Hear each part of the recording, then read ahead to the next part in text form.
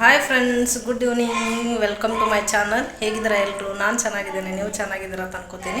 ನಾನಿವತ್ತು ನಿಮಗೆ ಮೊಟ್ಟೆ ಹೇಗೆ ಕುದಿಸೋದು ಅಂತ ಹೇಳ್ತೀನಿ. ಯಾಕಂತಂದರೆ ಮೊಟ್ಟೆ ಕುದಿಸೋಕೆ ಬರೋದ ಹಾಗೆ ಈಗ ಅನ್ಬೋದು. ಹಾಗಲ್ಲ, ಮೊಟ್ಟೆ ಒಡೆಯದ ಹಾಗೆ ಅಥವಾ ನಾವು ಮೊಟ್ಟೆ ಬೇಯಿಸಿದಾಗ ಮಧ್ಯದಲ್ಲಿ ಸೀಳಿದಾಗ ಆಮೇಲೆ ನಾವು ಅದು ಮೊಟ್ಟೆ ಸಿಪ್ಪೆ ತೆಗೆಯುವಾಗ ಪಳಕಾಗಿ ಉದುರುತ್ತೆ. ಹಾಗಾಗಿ ಅದು ಈಸಿಯಾಗಿ ಯಾವ ಥರ ಮೊಟ್ಟೆಯನ್ನು ಕುದಿಸ್ಬೇಕಂತ ಹೇಳಿ ನಾನು ನಿಮಗೆ ಹೇಳ್ತೀನಿ. ನೋಡೋಣ ಬನ್ನಿ. ಈ ವಿಡಿಯೋನ ಇಷ್ಟ ಆಯಿತು ಅಂತಂದರೆ ಲೈಕ್ ಮಾಡಿ, ಶೇರ್ ಮಾಡಿ, ಹಾಗೆ ನನ್ನ ಚಾನಲನ್ನು ಸಬ್ಸ್ಕ್ರೈಬ್ ಆಗಿದ್ದಿಲ್ಲ ಅಂದರೆ ಸಬ್ಸ್ಕ್ರೈಬ್ ಮಾಡ್ಕೊಳ್ಳಿ. ಆಮೇಲೆ ನಿಮಗೆ ಈ ವಿಡಿಯೋನ ಇಷ್ಟ ಆದರೆ ಕಮೆಂಟ್ಸ್ ಮಾಡೋದನ್ನು ಮರಿಬೇಡಿ.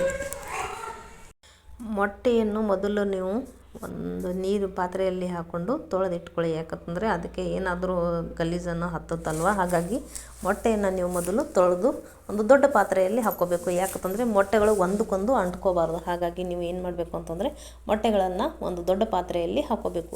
ಇನ್ನೊಂದು, ನಾವು ಮೊಟ್ಟೆ ಹಾಕ್ಕೊಂಡು ದೊಡ್ಡ ಪಾತ್ರೆಯಲ್ಲಿ ಹಾಕೊಳ್ಳುವಾಗ ಆ ಮೊಟ್ಟೆಯನ್ನು ಫುಲ್ ಮುಳುಗಿರಬೇಕು ನೀರಲ್ಲಿ. ಯಾಕಂತಂದರೆ ನೀರಿನಲ್ಲಿ ಮುಳುಗಿದಾಗ ಮೊಟ್ಟೆಗಳನ್ನು ಒಂದಕ್ಕೊಂದು ಅಂಟ್ಕೊಳ್ಳಲ್ಲ. ಹಾಗಾಗಿ ಫುಲ್ ನೀವು ಏನು ಮಾಡಬೇಕು ಅಂತಂದರೆ ಮೊಟ್ಟೆಗಳನ್ನು ಫುಲ್ ಮುಳುಗೋ ರೀತಿ ನೀರನ್ನು ಹಾಕ್ಕೋಬೇಕು. ಇವಾಗ ಗ್ಯಾಸನ್ನು ಆನ್ ಮಾಡಿಕೊಂಡು ಮೀಡಿಯಮ್ ಫ್ಲೇಮಲ್ಲಿ ಇಟ್ಕೋಬೇಕು. ಯಾಕಂತಂದರೆ ನೀವು ಒಮ್ಮೆ ಗ್ಯಾಸನ್ನು ನೀವು ಜಾಸ್ತಿ ಇಟ್ಟರೆ ನೀವೇನಾಗುತ್ತೆ ಅಂತಂದರೆ ಮೊಟ್ಟೆಗಳನ್ನು ಪಟ ಅಂತ ಸಿಡಿಯುತ್ತೆ. ಅಂತಂದರೆ ಒಂದಕ್ಕೊಂದು ಟಚ್ ಆಗುತ್ತೆ. ಟಚ್ ಆಗುವಾಗ ಅವು ಒಂದಕ್ಕೊಂದು ಅಂಟ್ಕೊಂಡು ಸೀಳ್ಬಿಡುತ್ತೆ. ಹಾಗಾಗಿ ನೀವು ಮೊಟ್ಟೆಯನ್ನು ನೀವು ದೊಡ್ಡ ಪಾತ್ರೆಯಲ್ಲಿ ಹಾಕ್ಕೊಂಡು ನೀರನ್ನು ತುಂಬ ಹಾಕಿ ಆಮೇಲೆ ಮೀಡಿಯಮ್ ಫ್ಲೇಮಲ್ಲಿ ಗ್ಯಾಸನ್ನು ಆನ್ ಮಾಡ್ಕೋಬೇಕು. ಆನ್ ಮಾಡ್ಕೊಂಡಿದ್ದ ತಕ್ಷಣ ನೋಡಿ ಇವಾಗ ಯಾವ ಥರ ಕುದೀತಿದೆ ಅಂತ.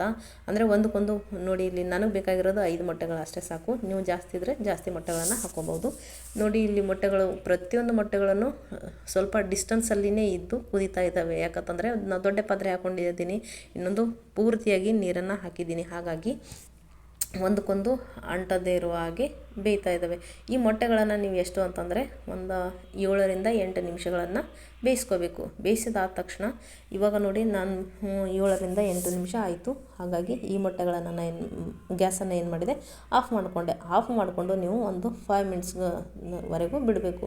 ಯಾಕಂತಂದರೆ ಇನ್ನೂ ಸ್ವಲ್ಪ ಒಳಗಡೆ ಯೆಲ್ಲೋ ಕಲರ್ ಇರುತ್ತಲ್ವ, ಅದು ಸ್ವಲ್ಪ ಬೆಂದಿರಬೇಕು. ಬೆಂದಲಿ ಅಂತ ನಾವು ಒಂದು 5 ನಿಮಿಷದವರೆಗೆ ಅದೇ ಬಿಸಿ ನೀರಿನಲ್ಲಿ ಬಿಟ್ಟು ಬಿಡಬೇಕು. ಆವಾಗ ಆ ಬಿಸಿ ನೀರನ್ನು 5 ನಿಮಿಷ ಆದ ನಂತರ ಆ ಬಿಸಿ ನೀರನ್ನು ನೀವು ತೆಗೆದು ಇವಾಗ ಫುಲ್ ಮತ್ತೆ ಮೊಟ್ಟೆ ಮುಳುಗೋ ಥರ ಫುಲ್ ತಣ್ಣೀರನ್ನು ಹಾಕ್ಕೋಬೇಕು. ಹಾಕ್ಕೊಂಡು ಸ್ವಲ್ಪ ಒಂದು 2 ನಿಮಿಷದವರೆಗೆ ಬಿಡಬೇಕು. ಯಾಕಂತಂದರೆ 2 ನಿಮಿಷದವರೆಗೆ ನೀವು ಬಿಟ್ರಿ ಅಂತಂದಾಗ ಆ ಮೊಟ್ಟೆಗಳನ್ನು ಸಿಪ್ಪೆ ಏನಿರುತ್ತಲ್ವ ಮೊಟ್ಟೆ ಮೇಲೆ, ಆ ಸಿಪ್ಪೆಯನ್ನು ತಣ್ಣೀರಿಗೆ ಫುಲ್ ಬಿಟ್ಕೊಂಡು ಬಿಡುತ್ತೆ.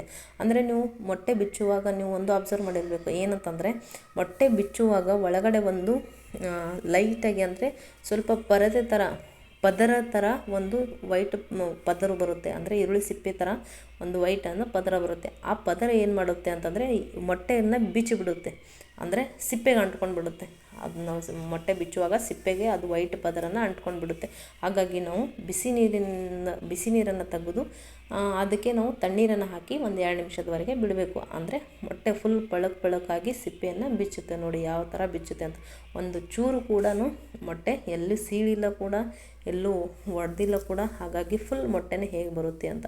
ಮತ್ತು ಇನ್ನೊಂದು, ಮೊಟ್ಟೆ ಬಿಚ್ಚುವಾಗ ಅಥವಾ ಮೊಟ್ಟೆ ನೀವು ಆಮ್ಲೆಟ್ ಮಾಡುವಾಗ ಕೂಡ ಆ ಮೊಟ್ಟೆ ಸಿಪ್ಪೆ ಏನಿರುತ್ತಲ್ಲ, ಒಂದು ಚೂರು ಕೂಡ ಮೊಟ್ಟೆಗೆ ಅಂಟಿರಬಾರ್ದು. ಯಾಕಂತಂದರೆ ಒಂದು ಚೂರಾದರೂ ಅಂಟಿದ್ರೆ ಅದು ಹೊಟ್ಟೆಗೆ ಹೋಗಿ ನಮ್ಮದು ಕರಡು ಕುಯ್ಯುತ್ತೆ ಅಂತ ಹೇಳ್ತಿರ್ತಾರೆ ದೊಡ್ಡವರು. ಹಾಗಾಗಿ ಮೊಟ್ಟೆಗೆ ಈ ಸಿಪ್ಪೆಯನ್ನು ಒಂಚೂರು ಕೂಡ ಸಿಪ್ಪೆಯನ್ನು ಅಂಟಿಸೋಕೆ ಹೋಗಬೇಡಿ. ನೋಡಿ ಈಗ ಯಾವ ಥರ ಬಿಚ್ಚಿದ್ದೀನಿ ಅಂತ.